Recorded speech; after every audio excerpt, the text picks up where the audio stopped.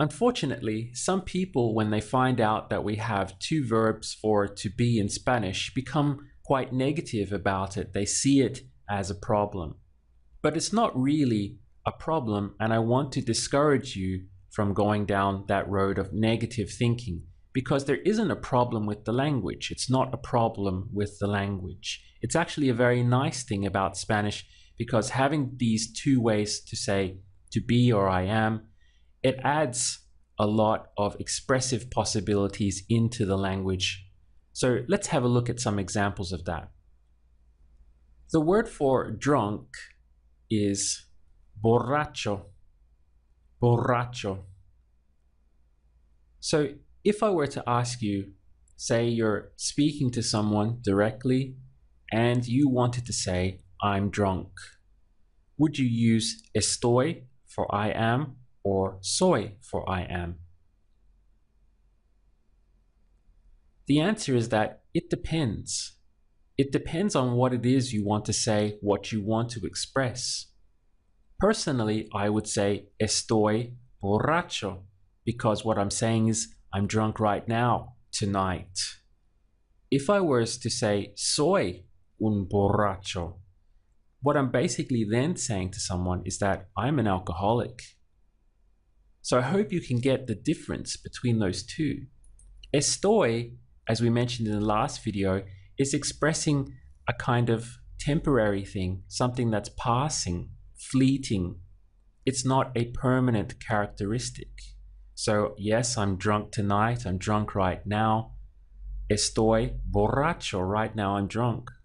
But if I was to go the other way and use soy for I am, now I'm expressing more of a permanent characteristic about me.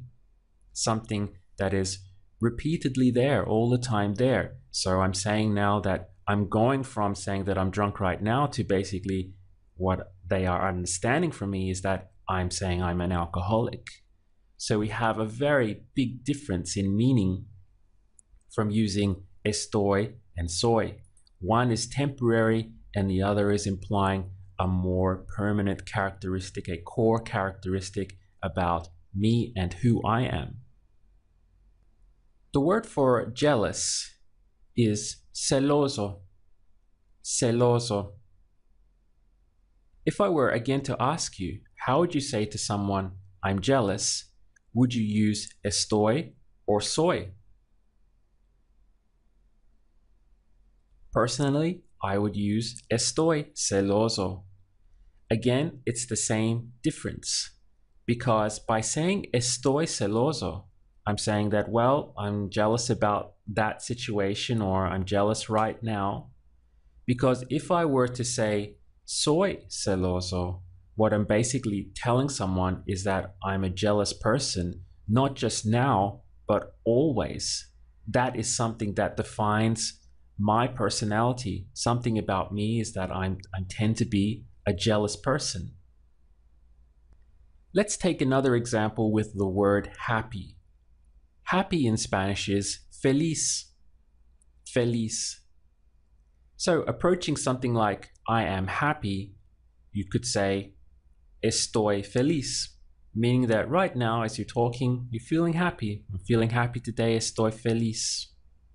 If you were to say soy feliz, what you're now expressing is that I'm a happy person, that this is something, a characteristic of me that I have. I'm full of sunshine, I'm always smiling, I have a positive attitude, I'm optimistic. Soy feliz is a core characteristic of me, happiness. Let's go again now, say with the word weak. Weak in Spanish is débil, débil.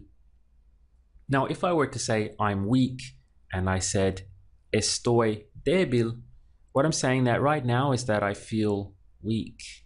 Perhaps I'm sick or I'm very tired. Estoy débil. It's something passing or temporary in nature.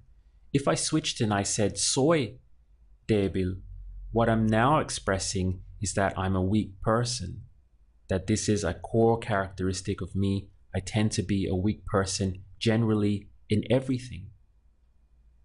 Another example we could take would be with the word crazy. That in Spanish is loco, loco. So if I wanted to say I'm crazy, meaning right now I'm crazy, I would say estoy loco.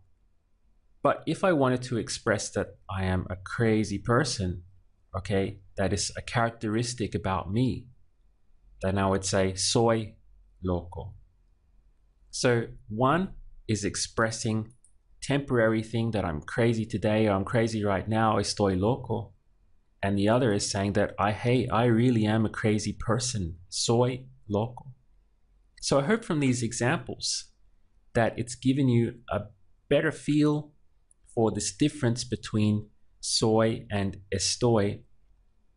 And I hope it has helped you to see just how much expression it adds into the language.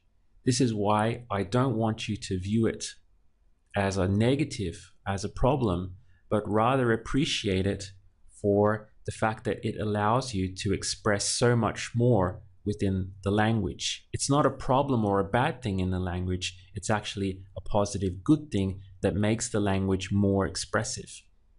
All we need to do to master this concept is to work with it, do examples, practice, go through the videos, and I'm going to take care of all of that for you. Simply go through the videos and you will develop this sensitivity towards when you should use soy and when you should use estoy. And I promise you that by the end, you're actually going to enjoy that, having that difference within the language.